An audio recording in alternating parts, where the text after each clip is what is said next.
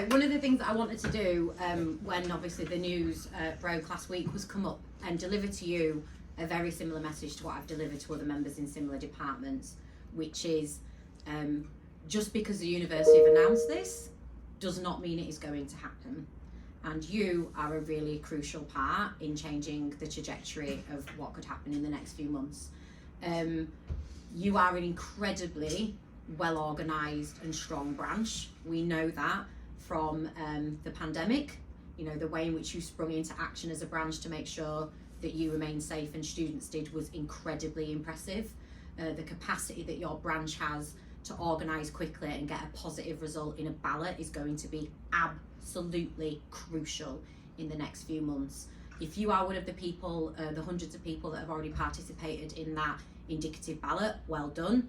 If you aren't, do it now or after this meeting and contact all of your colleagues to get them to do the same.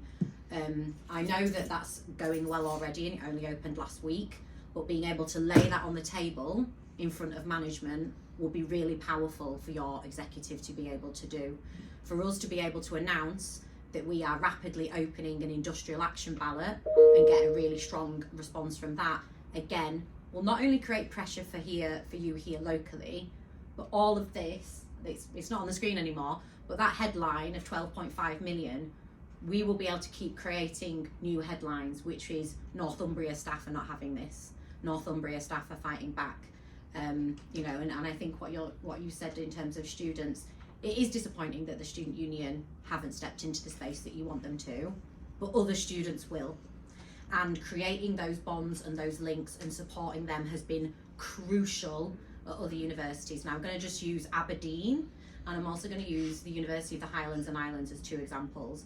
So the University of the Highlands and Islands didn't even have recognition when the university decided last year that they were going to try and impose redundancies. We have managed to prevent any compulsory redundancies, and we've got the branch recognised at the same time. And a lot of that was done not just from branch, you know, members like you. There's room at the front. But also by students, and that's not always the student union. So the branch have already got a number of great things in place. I guess I am here to remind you that we as a union have defeated redundancies in very similar situations to this before. We're literally doing it right now at other institutions. It can be done here. You as a branch have demonstrated a capacity to overturn your management before. In terms of some of the things that we can help and do for you centrally, I know that you've already discussed, you know, people like Jamie Driscoll and local MPs. I actually think that there's a moment here, and it doesn't change the fact that you're going to have to do this ballot and you're going to have to win this ballot. But you know, someone like Jamie, a big part of his platform is fair work, and you know, making sure that fair work practices are embedded in bodies that get public funding. That means not making staff the shock absorbers of poor financial decisions. You know, if they've got money to throw into a space centre, presumably they have money to protect jobs if they chose to. If they're not recruiting students, why is that? You know what I mean? So there's a number of questions that need to be asked. There's definitely a number of allies that we can bring on board, both locally, but also nationally, either in England or from a UK-wide perspective.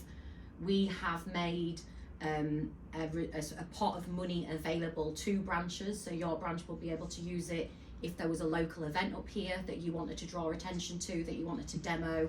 So if you needed placards or other materials, or if we even just wanted to get a van driving around the university with a big sign on it saying what the management are trying to do here, whatever it is you might want to do, I am here to help you. The union is here with resource to ensure that you have what you need. The ballot that I understand that you want to run, we're going to have to really throw the kitchen sink at it, because it's just going to be happening during a period when people clear off, and there's nothing we can do about that. Easter's coming, so we're going to have to make sure that we're all really disciplined, that we're talking to people. I know that your amazing membership officer already has a tight database when it comes to who's who, but we're all going to have to pull together, and I am fundamentally of the opinion that this can be defeated here. I'm not here with a negative message. I've travelled up because I really think that you as a branch are really well placed to push back against this. So I know the message that you got last week was bleak. I've been in a branch where we were presented with many redundancies, and we didn't have a single compulsory redundancy. So stick together is what I'm saying, and I'm really what I want to do, and I think with a few of the committee is just take any questions if you've got them, and maybe if you've got ideas or you've got thoughts about what we need to do, let's talk them through. Like that's what we're here to do. So thank you for listening to me. That's the bulk of what I wanted to say. I'm here with you today. I'll be here with you when you run your ballot in a few weeks' time.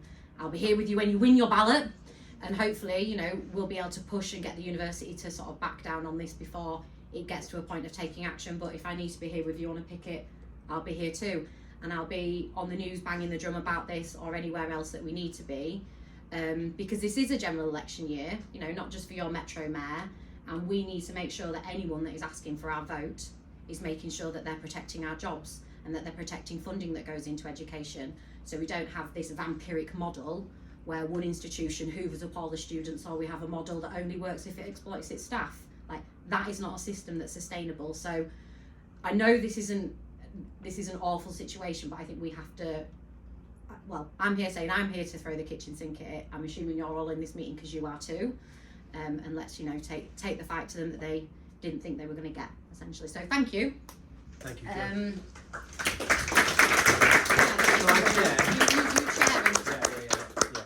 we'll Thank you, take the Jo. questions together depending on what they are.